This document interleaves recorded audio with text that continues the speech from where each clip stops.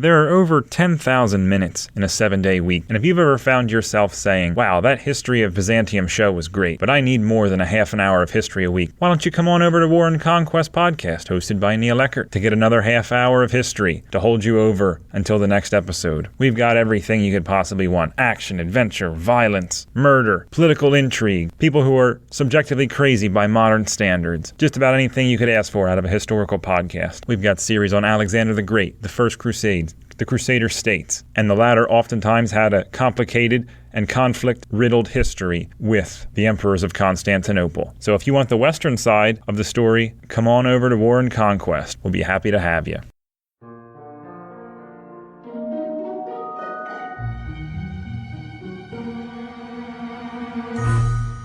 Hello everyone, and welcome to the History of Byzantium. Episode 180, Stumbling Forward. Last time we waved goodbye to the direct line of Macedonian males as Constantine VIII's 3-year reign came to an end. He was replaced by Romanus Archyros, who was hastily married to Constantine's daughter Zoe in order to provide legitimacy for the succession. Let's introduce the new imperial couple before our story resumes. First, who were Constantine's daughters? The eldest was Eudocia, or Evthokia, who had given up on public life and entered a nunnery long before this time. Next was Zoe, who was now about 50 years old, and last was Theodora, who was at least a couple of years younger. These imperial princesses had long been kept out of the public eye and denied the chance to get married and have children. One of them, Zoe, we think, was engaged to the German emperor in her youth, but he died before the wedding could take place. Understandably, perhaps, in this frustrated confinement, Zoe and Theodora fell out and didn't trust one another. It's hard to get a true sense of their personalities, because their actions are so defined by the men controlling them, and indeed writing about them. What we're told is that Zoe was the better looking of the two, and had a fine, regal appearance, even in her 50s, but that Theodora was probably a bit smarter.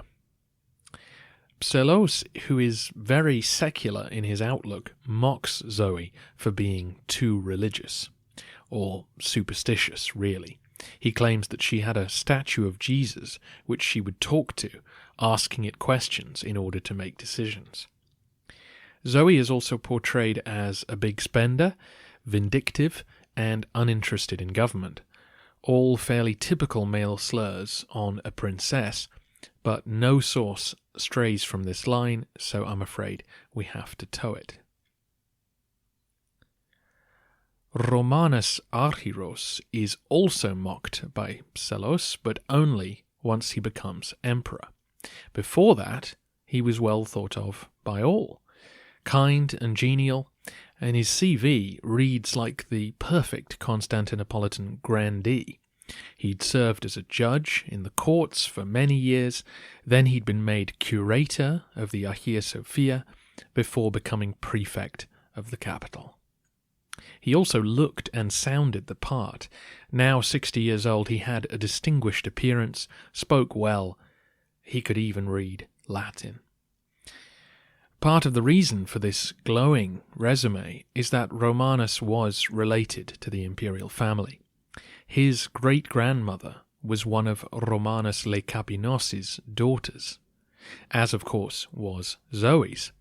This made them distant cousins, an issue which the patriarch had to excuse in order to marry them, the first of many compromises which the church made in order to keep the Macedonian show on the road. Romanus was 60, Zoe 50. Neither had had any children, and yet, according to Psellos, they attempted to conceive one. It's hard to know what to do with this idea. It makes both out to be delusional and ignorant, and it so happens that this is the picture that Psellos wants to paint. He presents Romanus as a dilettante and Zoe as a fool, and so the idea that they were consulting doctors and magicians trying to improve their fertility fits this image nicely. Whether or not Romanus really wanted to father a son at 60, he made no concerted effort to line up a successor, which at his age should have been a priority. He was constrained, though, by the fact that his legitimacy rested on Zoe's lineage. He couldn't really make dynastic decisions without her approval, and having waited so long to exercise her own will, she was hardly likely to make choosing an heir her first order of business. Romanus was left in a tricky position. Though he was generally liked, he had no military experience at all, and there were many high-ranking men now eyeing the throne who realized that they, too, were but a marriage ceremony away from the throne.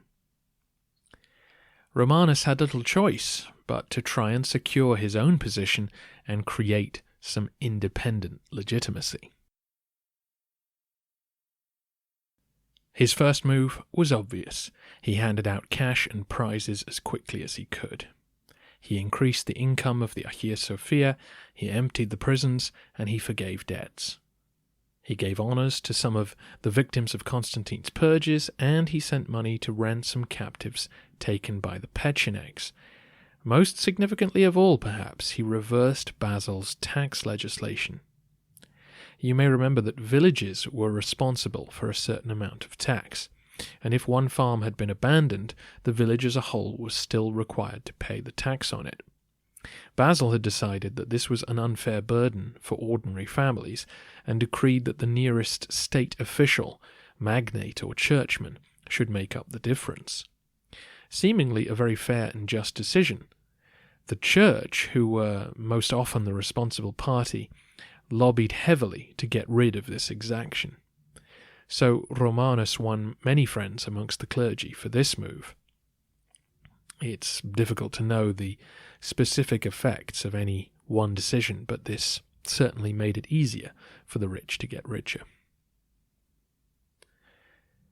As I mentioned last episode, we are in for a glut of new emperors over this coming century of narrative, and it was expected that any new Vasilevs would hand out cash and prizes upon securing office. And this will become a problem for the state finances as time goes on.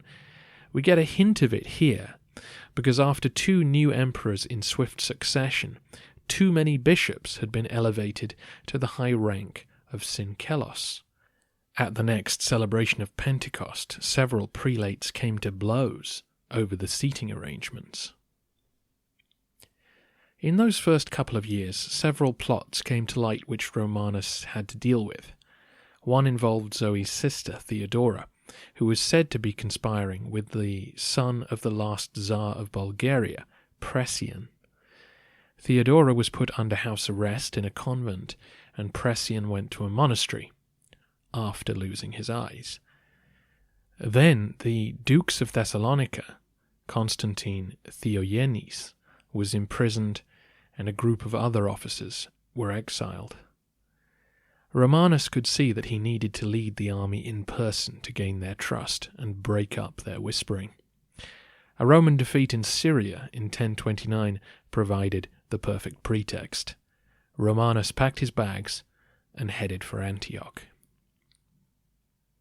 As you may recall, Aleppo was currently run by the Mirdasid dynasty, who maintained an independent existence, free of direct control by either the Byzantines or the Fatimids. The death of the emir in 1029 had prompted the Roman commander of Antioch to raid their territory, but he was beaten and driven off by the emir's sons, who now took control of the state. An independent Aleppo actually suited Constantinople just fine. The emirate was a bulwark against the Fatimids and presented no real threat to Antioch.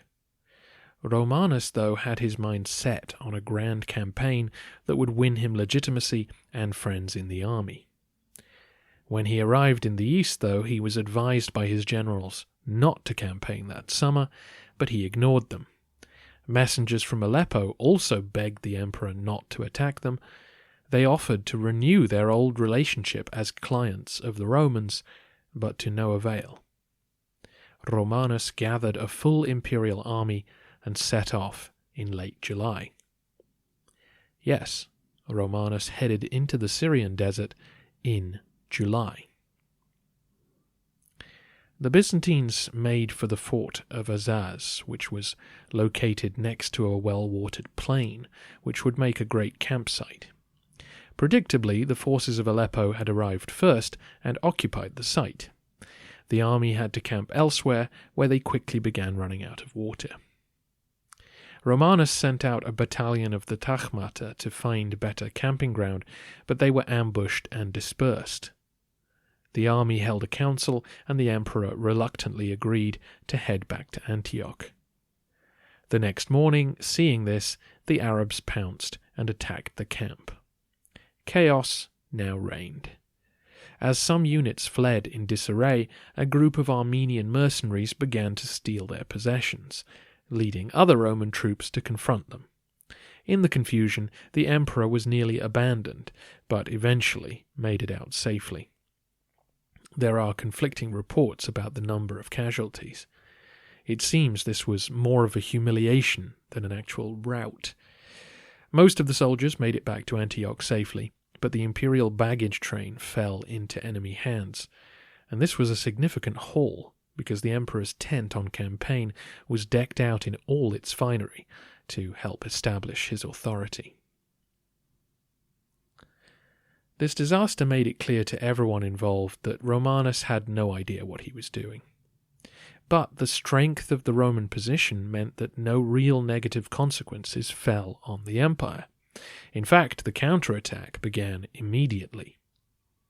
While Archyros and the rest huddled behind Antioch's walls, the victorious Arabs raced along the frontier, proclaiming their victory. 800 riders arrived at the border town of Teluk and told the Roman garrison to leave or be killed. The Byzantine commander, George Maniakes, remember the name, told them he would leave in the morning. To make it clear that he was surrendering, he sent a huge amount of food and wine out to the besiegers.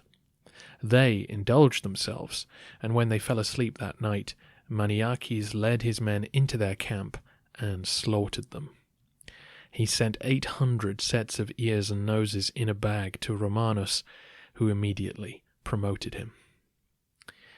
Further mopping up operations made it clear that Aleppo wasn't going to benefit from this exchange.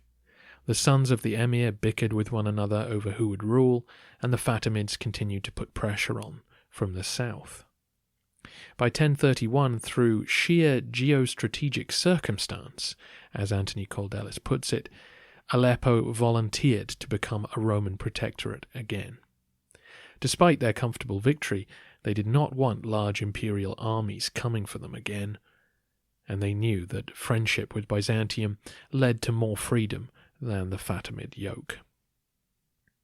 Meanwhile, another local ruler fell out with the Fatimid Caliphate. This was the governor of Tripoli, who asked for Roman assistance to rid himself of the Caliphate's garrisons in the area. Imperial troops were sent in and cleared out several trouble spots that had been threatening their control of the coast, and as you know, control of Syria was at this point being fought on a city-by-city basis between half a dozen states and factions. George Maniakes, he of the ears and noses, now made a play to capture the city of Edessa. Check the map if you need a reminder of its location. It lay south of the Roman position in the Taurus Mountains, not too far from the old jihadi centre of Samosata or the old imperial stronghold of Dara. The city was held by nominal Roman allies, the Marwanids, but its Turkish governor offered the keys of the city to the Byzantines in exchange for lands and a pension inside the empire. Part of why the governor wanted out was the conflict inside the city between Arabs and Kurds. So in late 1031, Maniakes slipped into the city and took possession of the citadel. Marwanid forces soon arrived and tried to oust Maniakes, but Byzantine reinforcements drove them off. Edessa was part of the same wealthy trade network that Aleppo benefited from, and Maniakes was able to send home an annual tribute of 50 pounds of gold. But ultimately, capturing another major city was not ideal. It tied down more Roman troops and potentially alienated the Marwanids, who had long been friendly to the empire. Not that this was a concern back home. Despite his foolish campaign, Romanus had stumbled into a string of successes. Christian relics from Edessa were conveyed to the capital, bathing his campaign in a victorious light. Maniakes, meanwhile, had quickly become the empire's new superstar general. A giant of a man with a voice like thunder, he was daring and fearless, inspiring his men by fighting in the front line. Romanus made a much better impression on the world stage when he stayed at home. He was able to marry his nieces to a couple of Caucasian princes to ease tensions on the border, and the wedding ceremonies went down well at the capital. He was also able to play up his orthodox credentials by cracking down on the Monophysites. Just like old times. It was the Bishop of Melitene who decided to put pressure on the new emperor, sending letters decrying the heretics living in his see. So Romanus summoned the leadership of the Syrian Monophysites to Constantinople for re-education. The Patriarch, Yohanan VIII, died while at the capital, leading some scholars to see this as a major persecution. But we have little evidence of any other action taking place. In fact, the governor of Melitene warned the Patriarch not to go, and across the next decade we know that the authorities continued to allow Monophysites to marry into Orthodox families, build new churches, and give evidence in imperial courts. On the ground, then, government officials knew that the unorthodox populations had to be tolerated for the empire to function, but zealous churchmen would always try to provoke a reaction against them. In a sense, they had to in order to maintain orthodoxy as the one true faith. Romanus also began building a new church complex at the capital to be his burial place. With the mausoleum at the Holy Apostles now full, he followed the example of Romanus Lecapinos by constructing a new church surrounded by monastic buildings which would honour his memory once he was gone. Psellos is extremely critical of Romanus for this. Again, Psellos' secular priorities mean he doesn't like imperial funds being diverted for church building, but he also argues that it was a vanity project, intended to glorify the emperor's ego more than honour his celestial sponsor. Romanus was still not secure on the throne either.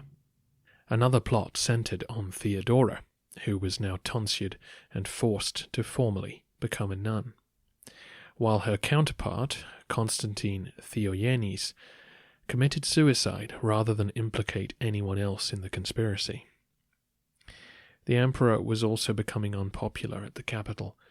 In addition to his new church, he also decided to renovate the cisterns, aqueducts, and hospitals, which had recently suffered earthquake damage. All perfectly sensible decisions in isolation, but together it meant that there was a crackdown on tax avoidance, which never goes down well. And as best we can tell, in order to raise significant funds, the emperor permitted tax farming to resume, meaning that officials would pay him the tax in advance and then go and fleece the provincials to make a profit.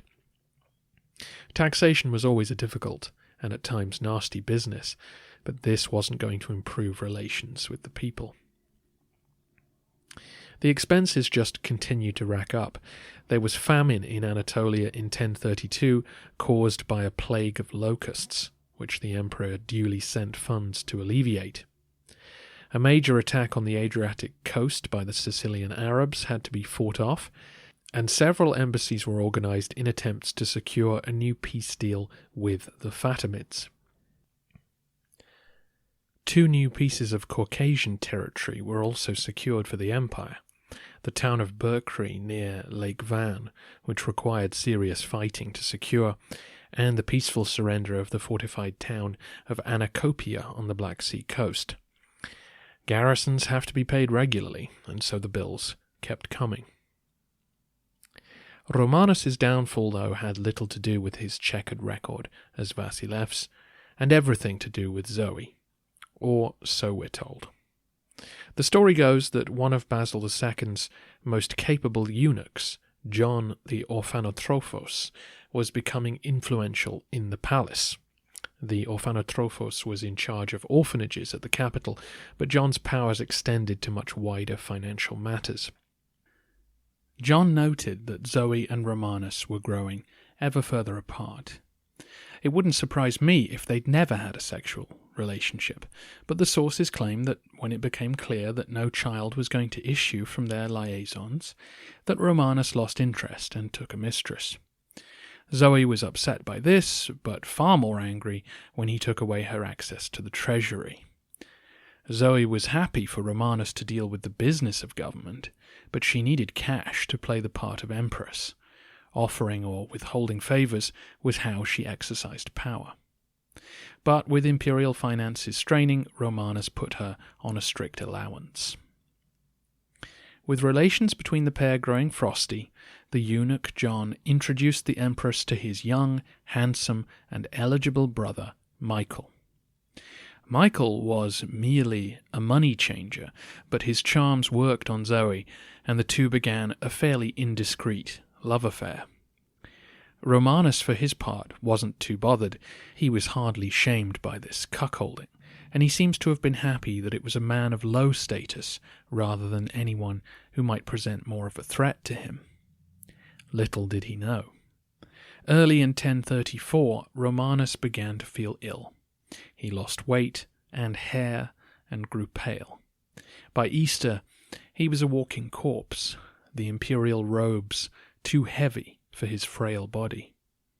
Finally, during Holy Week itself, he went to bathe, and men came in on the orders of Michael and Zoe and drowned him. Romanus was about 66 years old and had ruled the empire for 5.5 years. Again, I was inclined to be skeptical of this story. For a man of his age to grow suddenly ill and then have a heart attack or stroke while in the bath seems perfectly believable. But our sources are unanimous that he was slowly poisoned by John the Orphanotrophos or Zoe or both, and then finished off by their henchmen when he was taking too long to die. What happened next does seem to point to an assassination. The patriarch was summoned to the palace in Romanus's name, but when he arrived, obviously he found the emperor dead. Zoe told him that he had been summoned to marry her to Michael, the unknown money changer. We'll talk more about the amazing illegality of all this next time. A huge bribe was handed over, and the archbishop swallowed his objections. Zoe and Michael were married, and he became Emperor Michael IV. This is where the timing of Romanus's death looks incredibly suspicious.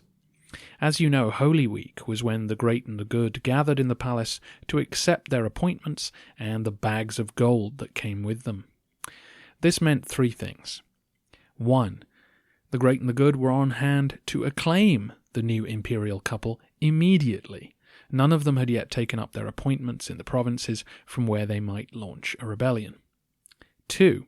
They had just been paid and promoted, so it wasn't in their interests to make a fuss about this highly surprising turn of events. And 3.